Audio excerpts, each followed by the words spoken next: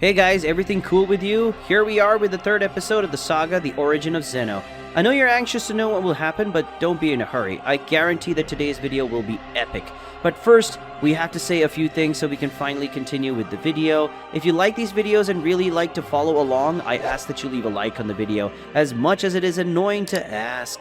However, it helps a lot in the performance of the channel and motivates us to always keep bringing you amazing videos.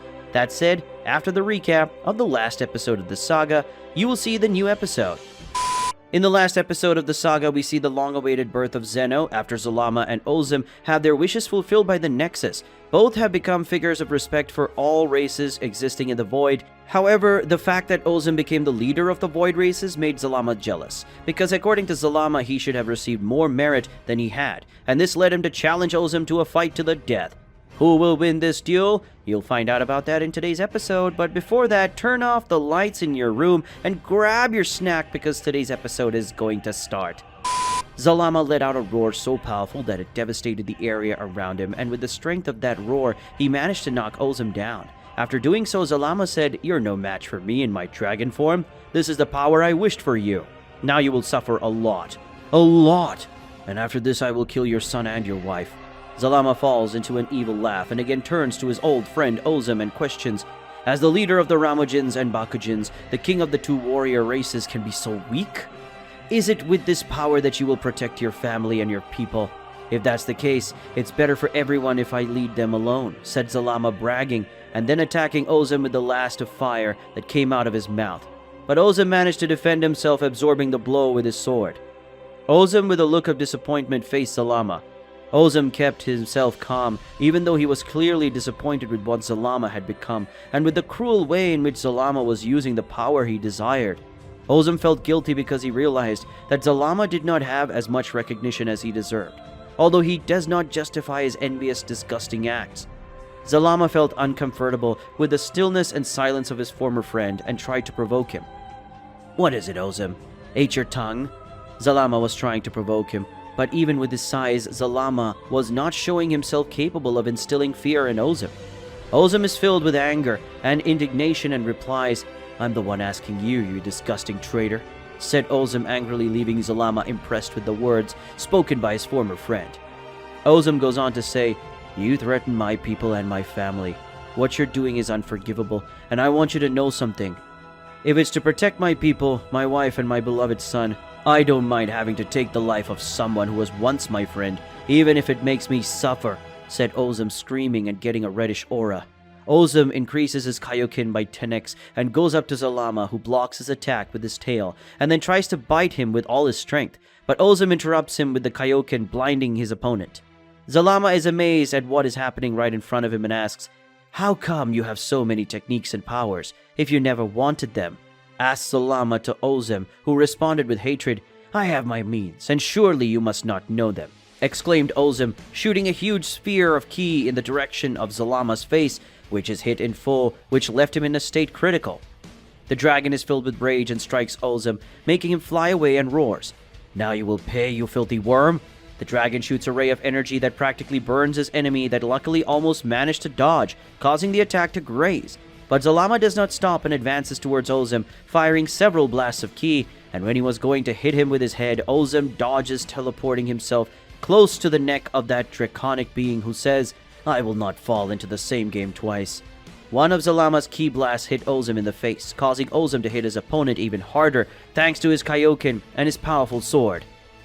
Zalama is interested in the technique and says, "What an interesting power. It gives you resistance and great destructive power. You weren't going to teach me something like that, were you? So allow me to take that away from you too." Zalama uses a technique capable of weakening the target and applies it to Ozem, making him slightly weaker, and realizes that he is starting to get a little tired. Zalama fires blasts of ki from his eyes, which hit Ozem, leaving him mortally wounded and lying on the ground. Seeing the state of his old friend, Zalama begins to laugh tirelessly.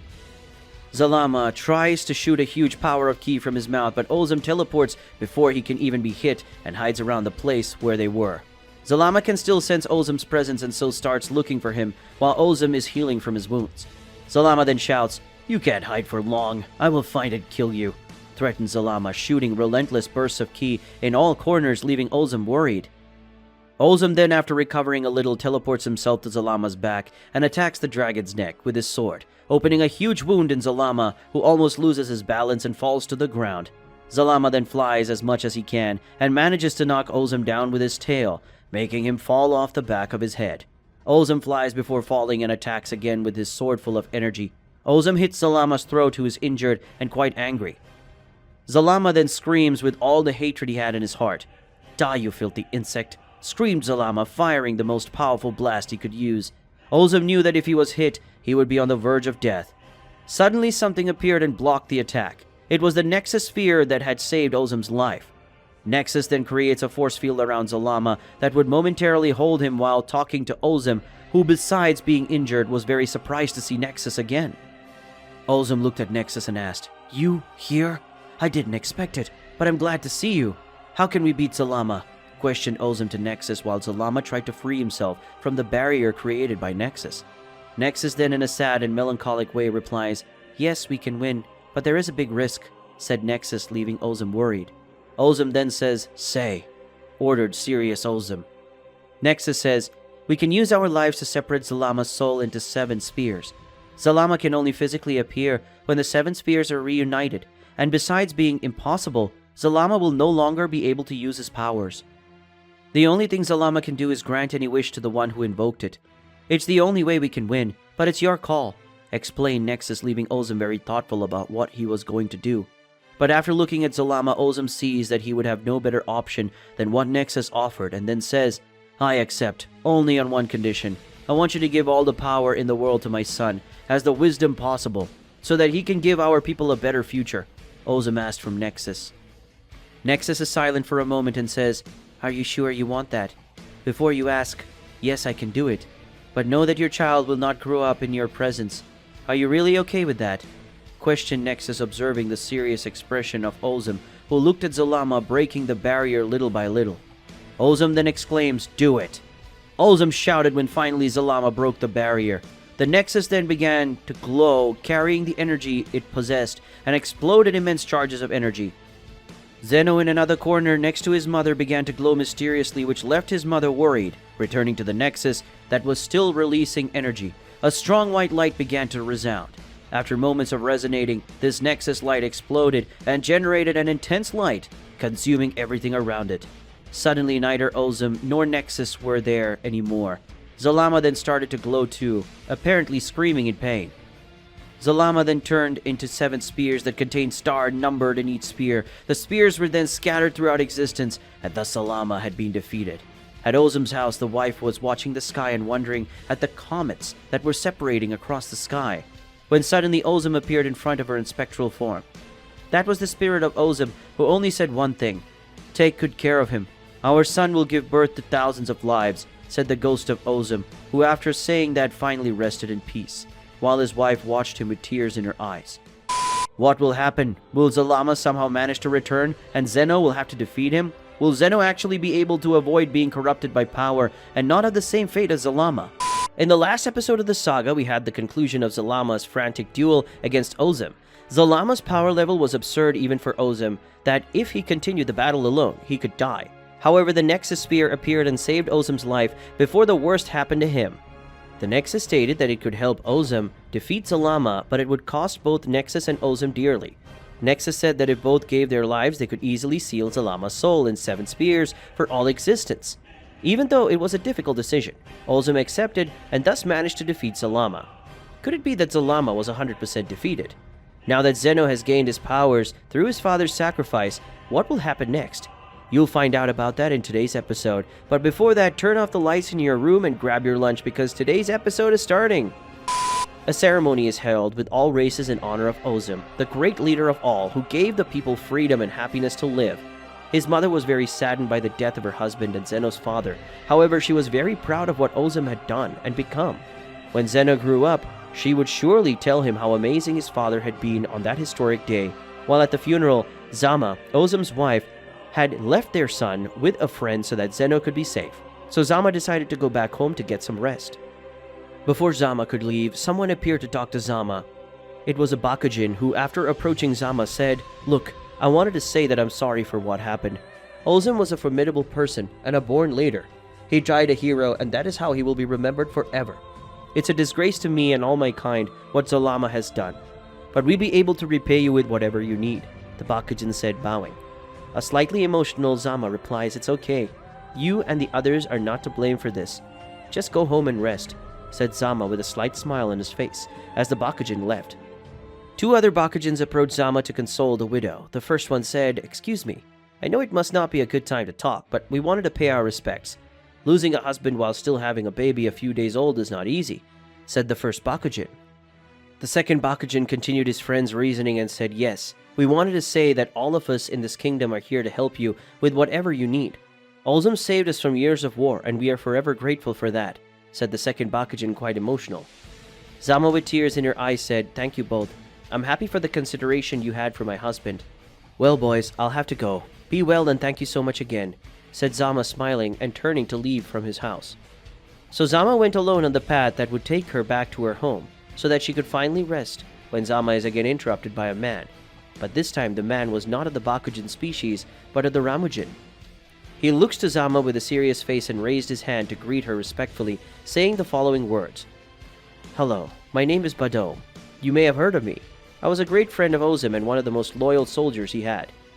Even most of the great arsenal of techniques and powers that Ozem had, I was the one who taught him. I'm very sorry for what happened. We are all down on this dark and cold night.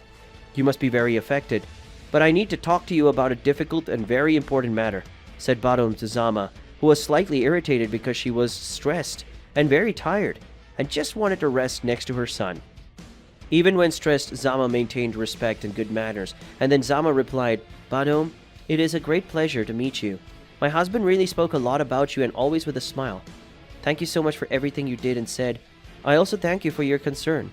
But I must ask you to leave the conversation for another time, as I'm very tired and affected by everything that has happened here," Zama said, turning her back to return to her path and go home. But the warrior Ramujin Badom stops her, saying, "But madam, it is extremely urgent. This is of importance to all of our people. As you are now the leader of your people, you must listen to me," said Badom, trying to convince Zama, who was even more irritated. Even so, Zama still responds with delicacy, but clearly not being in his best state. "Please let me go home in peace. I just want to rest," Zama said with a sad look. Badom understood his suffering, but Badom still has something to say about what was happening. The warrior then says, "It's something that involves Zeno, his son." After Badom says that, Zama quickly turns around, pays attention. Zama says, clearly worried, and shows interest in the words that come out of the Ramujin warrior's mouth, and turns to Badom saying the following, "Be brief, please. I can't stand the death of my husband anymore. If something happens to our son, I don't know what I would be able to do," said Zama, slightly crestfallen. Badom is relieved and relaxes his body, assuming a calmer and more comforting posture, and tells Zama that he was a little less agitated and scared.